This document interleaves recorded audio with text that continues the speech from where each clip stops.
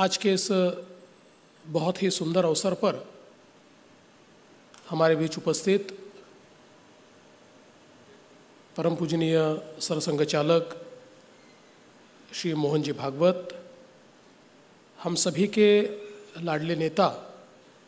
और जिनकी संकल्पना से आज का ये बहुत सुंदर कार्यक्रम यहाँ संपन्न हो रहा है, ऐसे आदरणीय नितिन गडकरी जी, जिन्होंने स्वर गंगा को हम तक पहुँचाया,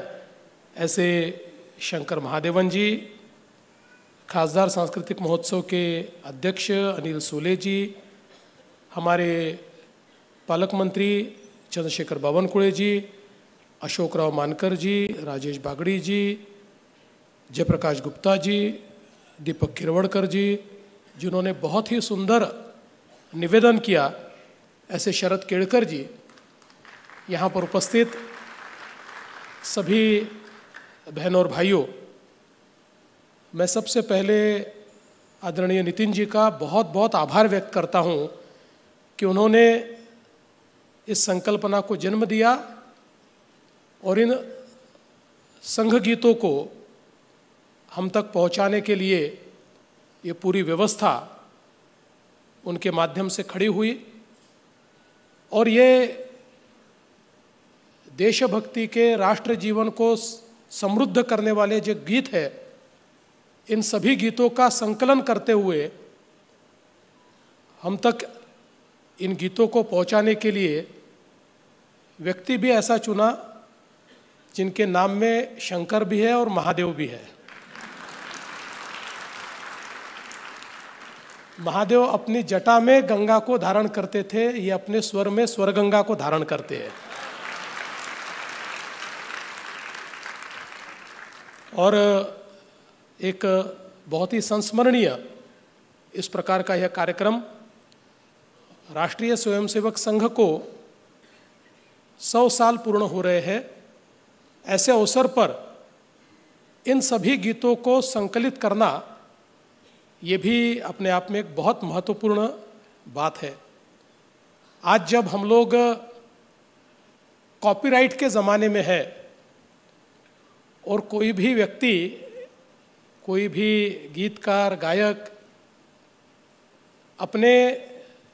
गीत का कॉपीराइट अपने पास रखना चाहता है, पिछले 100 वर्षों में संघ में कितने लोगों ने गीत लिखे और कितने लोगों ने गीत गाए, सांघिक भी गाए, वैयक्तिक भी गाए, लेकिन कभी कॉपीराइट किसी ने नहीं मांगा।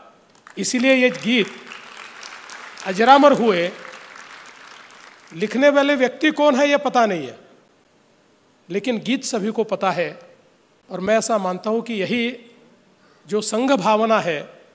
उसको हमारे सामने लाने वाली बात इस बात से हमारे सामने आती है। और अगर हम इन गीतों को एक अलग परिप्रेक्ष्य में देखें तो हर गीत हमें जीवन में किस प्रकार से हमने जीना चाहिए इसकी प्रेरणा देने वाला गीत है। आज हम लोग बात करते हैं कि दुनिया के सामने कई प्रश्न हैं और हमने प्रकृति को संभालना चाहिए, दुनिया का विचार करना चाहिए, प्रगति है या विनाश है, ऐसे कई चीज़ों के ऊपर चर्चा होती है। लेकिन मुझे ऐसा लगता है कि निर्माणों के पावन युग में हम चरित्र निर्माण न भूले, स्वार्थ साधना की आंधी में वसुधा का कल्याण न भूले, ये गीत कल भी सच था और आज से 100 साल बाद, 1000 साल बाद भी सच होगा। इस प्रकार का ये गीत मुझे ऐसा लगता है कि जीवन में एक अलग मंत्र देकर जाता है। हम करे राष्ट्र आराधन जैसा गीत, जो मैं ऐसा मानता हूं कि इस गीत को सुनने के बाद एक रोमांच खड़ा होता है। और संघ में तो ये गीत सभी लोग गाते ही हैं, लेकिन मुझे ऐसा लगता है कि जिस समय चाणक्य सीरियल में ये गीत आया और उसको एक नए तरीके से गाया गया,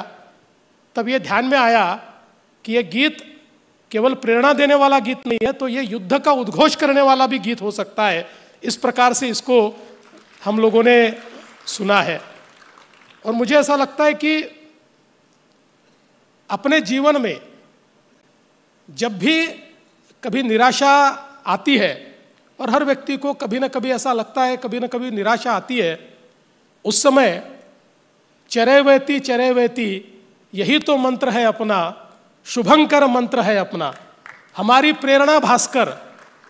ये इतना सुंदर कि जो हमेशा चलते हैं, इस प्रकार का ये गीत सुनने के बाद जीवन के किसी भी काल में हम लोग हो, किसी भी मनस्थिति में हम लोग हो, पर ये गीत सुनने के बाद हमें ये ध्यान में आता है कि ये सारी परिस्थिति है, इसमें हमें चलते रहना है, और चलते अगर रहेंगे तो अपनी मंजिल तक जरूर पहुंचेंगे। तो मुझे लगता है कि ये एक जो भाव संघ के गीतों ने हम तक पहुंचाया है, राष्ट्रभक्ति ले हृदय में हो खड़ा यदि देश सारा, संकटों पर मात कर यह राष्ट्र विजयी हो हमारा। ये गीत मुझे ऐसा लगता है कि एक भावना हमको ऐसा देता है कि जिस प्रकार से हमारे सामने आने वाली जो अलग अलग प्रकार की कठिनाइयां हैं, इन कठिनाइयों से बाहर निकलने के लिए अगर राष्ट्र भावना हमारे पास है तो हम किसी भी कठिनाई पर मात कर सकते हैं। ऐसे अलग अलग गीतों ने मुझे ऐसा लगता है कि हमारे जीवन को बहुत समृद्ध किया है। और इन गीतों की विशेषताएं क्या है,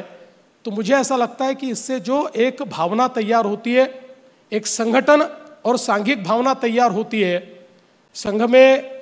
अलग अलग शाखाओं में जो सांघिक गीत है उसका सराव लोग करते हैं, और विजयादशमी के दिन अलग अलग जगह से आने वाले सारे स्वयंसेवक एक ही सुर में एक ही गीत जब गाते हैं तो उसमें इतना भी स्वर इधर उधर नहीं होता, इतनी भी लाइन उधर उधर नहीं होती। तो जो संघ भावना ये गीतों के माध्यम से तैयार होती है, मैं ऐसा मानता हूँ वो भी बहुत ही महत्वपूर्ण है। और ऐसे सारे इन गीतों को संकलित करना और फिर एक बार एक प्रेरणा का पुंज हम सभी के लिए तैयार करना, इसके लिए नितिन जी, शंकर महादेवन जी और ये जो पूरी टीम हमारी सांस्कृतिक महोत्सव की है, या बाकी सब लोग जिन्होंने इसके लिए बहुत प्रयास किए हैं, उन सभी को मैं बहुत बहुत धन्यवाद देता हूं। और इस कार्यक्रम में विशेष रूप से परम पूजनीय सरसंघ चालक जी यहाँ पर उपस्थित हुए और उनके सामने ये कार्यक्रम यहाँ पर प्रस्तुत हुआ, इसका भी मैं ऐसा मानता हूँ एक बहुत ही अलग महत्व है। और अब आने वाले दिनों में ये जो 25 गानों की एक जो रिकॉर्ड तैयार हुआ है, या जो एक प्रकार से एक पुंज तैयार हुआ है, ये अलग अलग लोगों तक पहुंचाने के लिए अलग अलग माध्यमों से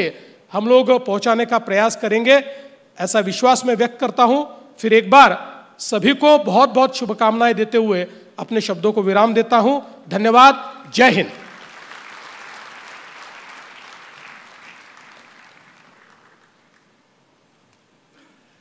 धन्यवाद माननीय देवेंद्र जी। स्वजनों, किसी ने सही कहा है कि जिस मार्ग पर आप चल रहे हो और उस मार्ग पर कांटे ना हो, तो आप निश्चित जान लीजिए कि आप गलत मार्ग पर चल रहे हैं। सही राह पर चलने वालों के पैर तो लहूलुहान होते ही हैं, उनके मन और विचार भी घायल होते हैं। ऐसे समय में हमें परिवार के एक ऐसे व्यक्ति की आवश्यकता होती है जो हमें साहस दे सके, हमें संकटों से लड़ने की प्रेरणा दे सके, हमें राष्ट्र कार्य में